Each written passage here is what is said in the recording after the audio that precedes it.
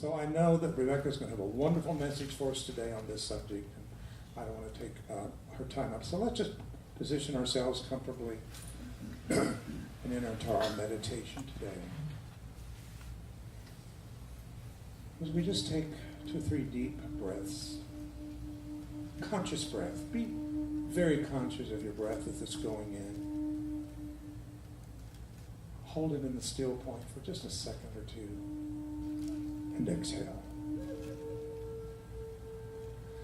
As we do this again, be aware that it takes a little more to breathe in because you're going against gravity.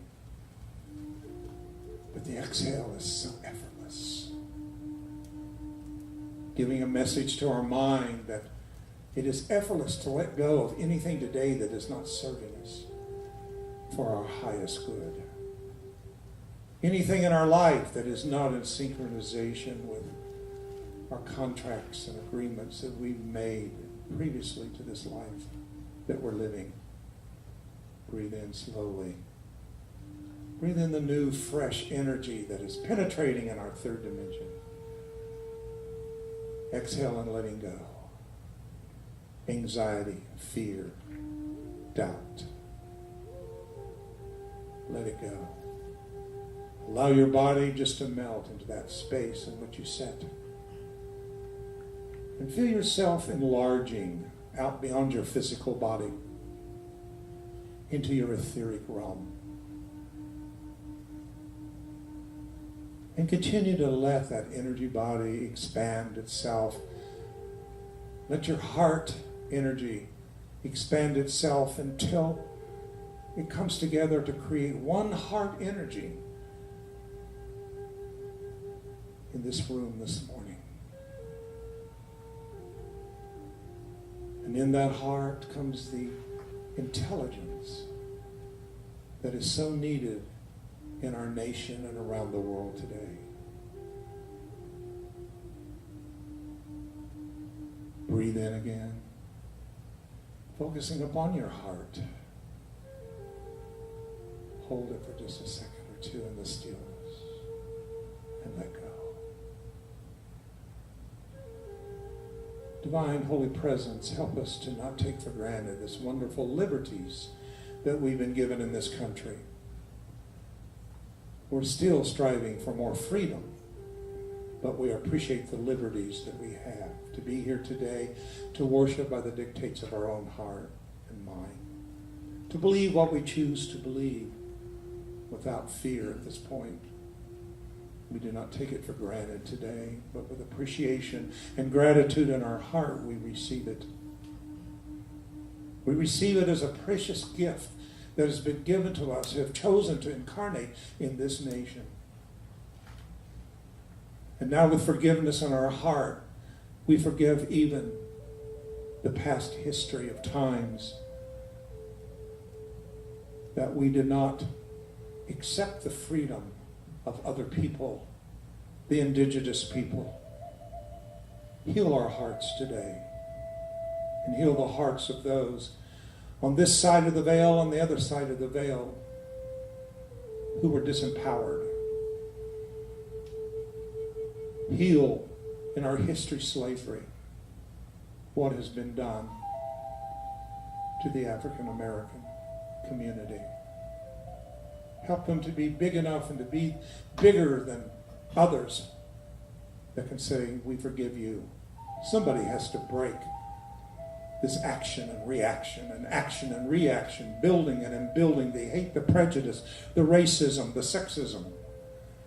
Today we break it with love. The only thing we'll break it is unconditional love, the love that is God within us, the presence within us, emanating out of us into this collective heart that we just created, and emanating it into the collective and consciousness of a nation that is striving to redefine itself and transform itself, going through its birth pains. Help us to accept all things, no matter how it appears, as a player. For many times, it is our own pain that transforms us into being something new and different. And now with gratitude in our heart, we all say 3 times, thank you, God. Thank you, God. Thank you, God. Thank you, God. And so it is. Amen. So, okay, you know me. I always like to start with a joke. And there are so many to look at today. But I decided since yesterday I had several weddings, and one was outside. Can you believe? Outside. And it was so funny because they chose traditional vows. And when I said, and now would you please repeat after me the vows you have chosen, the bride said, oh, but they're traditional. We didn't. And I said, yeah, but you chose the traditional. And so yeah, she says, oh, but those are just the traditional. I said, yeah, but you chose them. I have when I send my brides and grooms their first draft, I usually have 27 ideas for them to take a look at to write their own vows, right? So anyway, it was really funny because it was like, it's hot. Don't argue with me. Don't correct what I say. But there you go. And so anyway, I decided to find a joke about weddings. And so I heard about this groom. At the wedding rehearsal, he said to the minister, I'll make a deal with you. If during the vows you'll leave out all that love, honor, and obey stuff, I'll give you $100. And so he slipped a $100 bill to the minister and walked away with a smile. The next day during the ceremony, the minister said to him, and do you promise to bow down before your wife, to take her breakfast in bed, and to fulfill her every desire? And he gulped in astonishment and said in a weak voice, I do. Then he whispered in the minister's ear, I thought we had a deal. And the minister handed him back his money and said, your wife made a much better vow.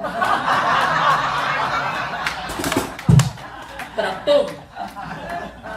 And it's so funny because, you get to know a lot about people during a wedding. I get to know more about the mother of the bride and groom during the actual process. It's an interesting journey. So today I want to talk about, of course, America. I was just a few hours short of being a firecracker, so I had to make up for it for the rest of my life by trying to be one. And although technically the word America refers to the whole continent of North and South America, today I'm going to explore the soul of the United States, since we know it best. And so we can give a sense of what our higher potential is. We were founded with very high intentions and by very high spiritual beings in the form of the bodies of our forefathers. And so each of us have been inspired by something of America's soul. And I thought about this morning as I was driving in and looking at that Carolina blue sky with the puffy clouds, or when you drive across the wide open spaces in the West or other places, you're just in awe sometimes of the beauty of the place we live in and the place we're privileged to call home. And one of the things that I'm sure Emma Lazarus was thinking about when she proclaimed the great dignity and worth of each individual citizen, when she said, and it's on, of course, our Statue of Liberty, give me your tired, your poor. Now think about this in light of what's going on today. Give me your tired, your poor, your huddled masses yearning to breathe free. The wretched refuse, I'm sorry, of your teeming shore. Send these, the homeless, the tempest-tossed, to me. I lift my light with my lamp beside the golden. The soul of America is almost tangible right now as we look at the struggles we're going through to live up to that potential. One of the things about being a soul-infused person or a soul-infused nation is we look at how we serve, how we give, how we allow others to be who they are. Freedom. And when we look at the Statue of Liberty, has anyone ever been? inside and out. I used to live in New York, and I was always just amazed by the magnitude, the immensity of that piece of art. Especially if you walk all the way up to the top and look through the crown, it's like, whoa, how could man do this? And of course, man didn't just do it. God did it through man. And this is where we need to be today. We need to allow God to work through us. Yes, we need to have our voices raised. And we were raised, this whole country was raised in protest. We were founded in protest against man's inhumanity to man, a king's inhumanity to man, a country's inhumanity to man, a nation, a part of the world. We were raised in the idea that there was something better to be done in our world. The Statue of Liberty is a symbol of America's compassionate soul, which is being tested sorely today. But there's something deeper about the soul of America to explore. Through the study of the ancient wisdom, we have come to understand that each nation has both a self-centered personality and a wise and compassionate soul, as each and every one of us does. Each nation on this planet has a soul plan and purpose to be here that is being activated, whether it's the good, the beautiful, and the true. Now let's just think about this for a minute. When we are in our personality, as opposed to our soul, it's about me, me, me, me, me, me, me. We become isolated. We only want what we want, when we want it, how we want it, with no thought of what others want in our lives. But the nation's soul, our nation's soul, every nation has a blueprint, a soul blueprint. And those of you that have been with me for a while know that I am very into karmic astrology and esoteric astrology, because that's the blueprint we came in with. And the United States of America also has its blueprint. Gee, the United States of America is a Cancer. Now think about that for a minute, and we should have a whole esoteric class about what it means to be a Cancer country. First of all, we love food. We're the most overweight nation in the world, right? And we're sensitive. We take things personally. And do you see how that works out in our... Actually, the center's a Cancer center, too. So the idea of, oh, that's astrology, I don't want to hear... Guys, there's a spiritual side to astrology that allows you to know the deeper reasons of why you're here and the deeper reasons of where you're going. Wouldn't you like to know where you're going? I did. I found astrology early in my spiritual quest, and the more I incorporate it into my life, I see it makes so much sense. But I also look at the fact that it also has the challenges I need to look at in order to be the soul. So I work at, really I do, not being so sensitive. Really, I try. But see, that sensitivity also gives me my empathy and my psychic abilities and my intuition and the creativeness that's part of me as well. And so, but as you're working towards being a soul as a country right now, we have to look at holding the vision of what the highest potential of Cancer is, which is the mother of the world, which is the caretaker. Think about the Mother Earth. Think about who we have been in the past. Think about the highest possible ways we have attained throughout the world wars. Did we punish Germany and Japan? We helped them rebuild. That's Cancer. That is soul purpose. We didn't enslave them. We didn't rule over them. We helped them be a better them. We forgave. This is the energy I want us to be in as a country. We are going through some changes. but let's not be angry about them. Let's be conscious of what they're teaching us, that we can be in a higher level of our own being. That level of consciousness that Reverend David was talking about. Let's lift it up. Lift it up. Lift out of the anger and get into the love that underlies the happenings of the time. There's a great love in the universe that's allowing through us the shattering and the acceptance and the bringing forth of the shadow so that we can burst through it with love and bring forward the new America, the new world. It's not, and I'm going to tell you something, this is not about politics at all. Politics is only a form of the consciousness that created it. It is not about politics. It is not about one party here and one party there, one individual here and one individual. No. We, the people, needed this to break through our selfishness.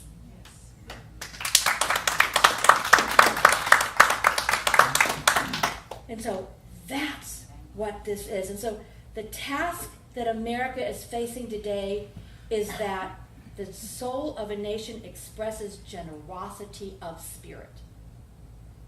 This is what we're looking at right now. This is our gift. Of all the chaos that's happening, we need to reach down inside us and find our generosity in body, mind, spirit.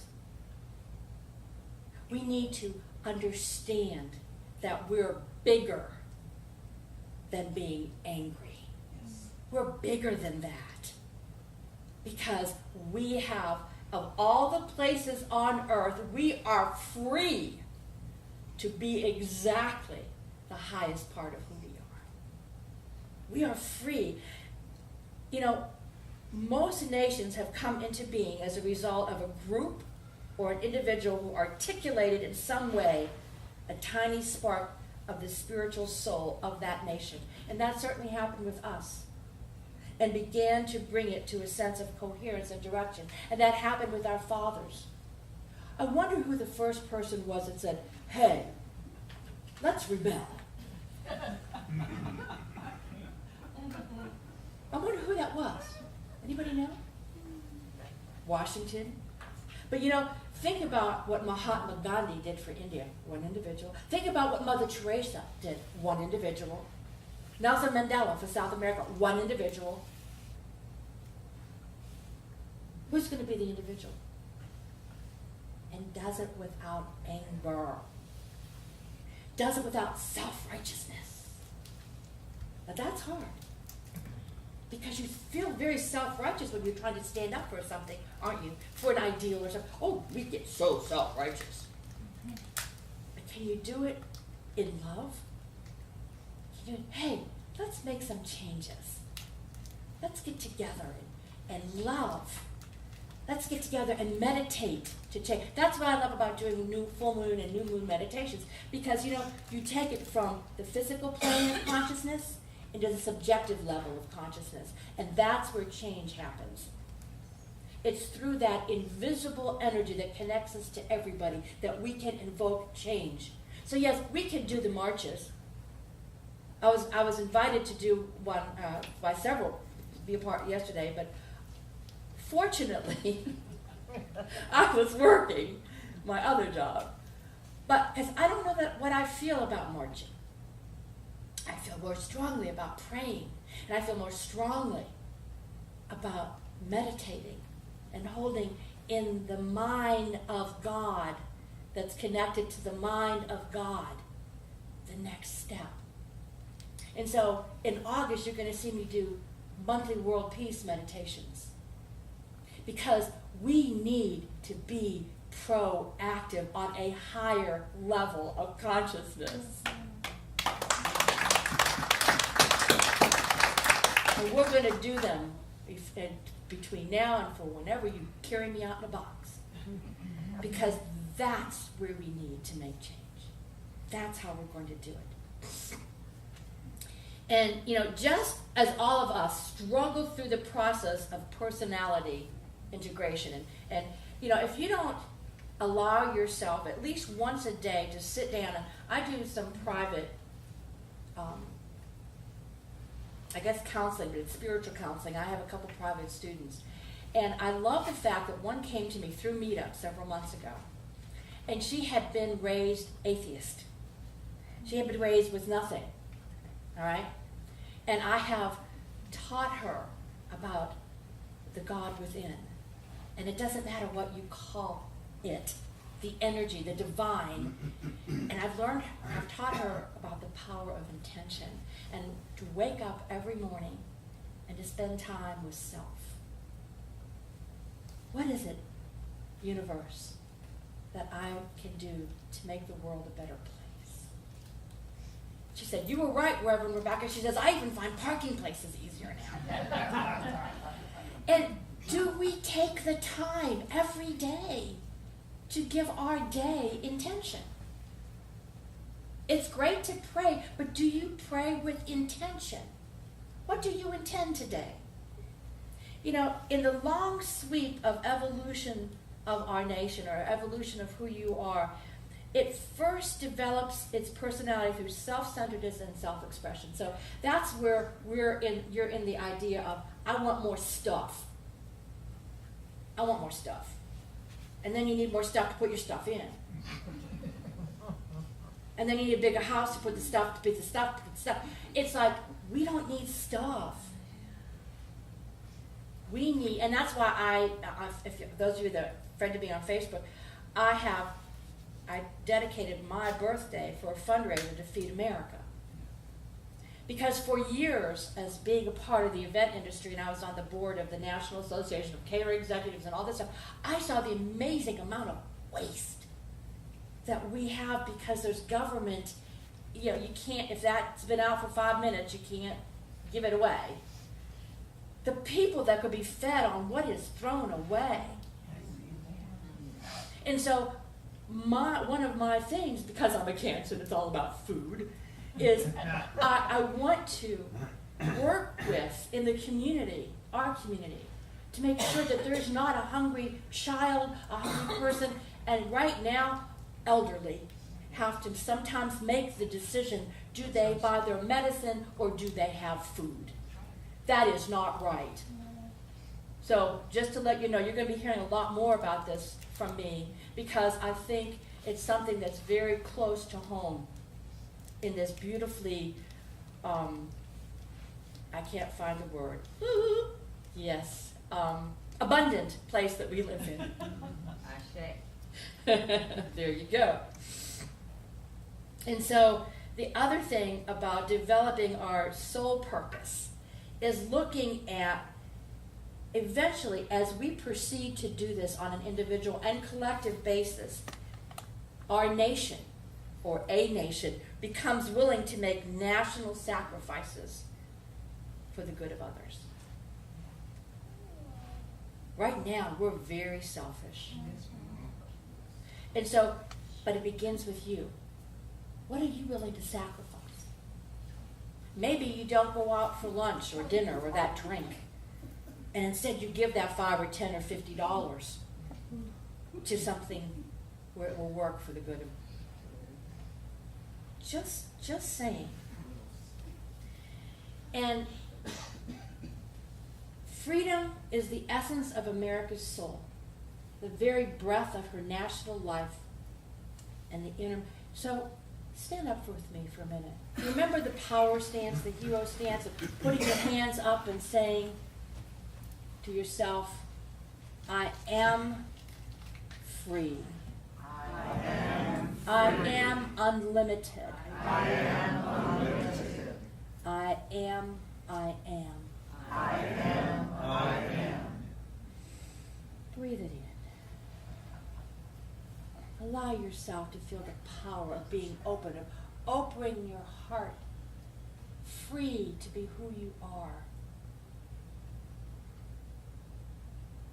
The soul eventually will overlight and control you, and control who you are.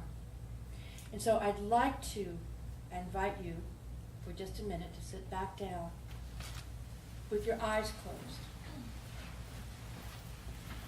as I share with you the 4 freedoms. Now, this was a speech that President Roosevelt gave, and he declared, "We must triumph everywhere on the world and act as a basis of a new moral order. Freedom," Roosevelt declared, "means the supremacy of human rights everywhere." And this was his speech.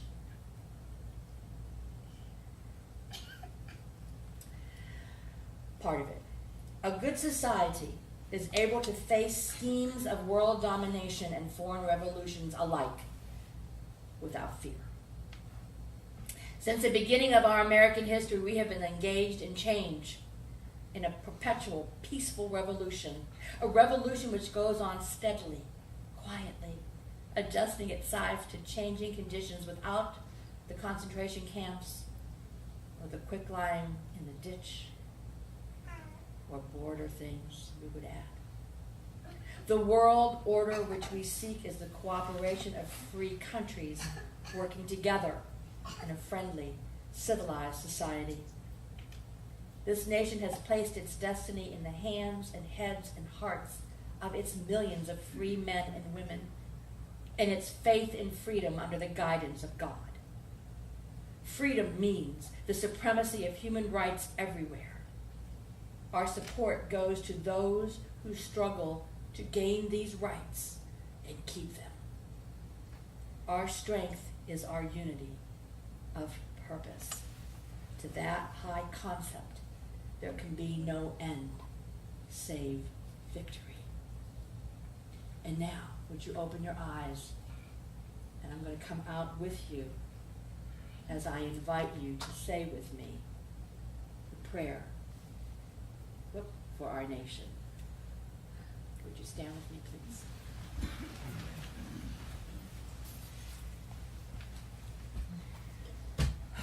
May we as a nation be guided by the divine to rediscover the sacred flame of our national heritage, which so many have given their lives to safeguard.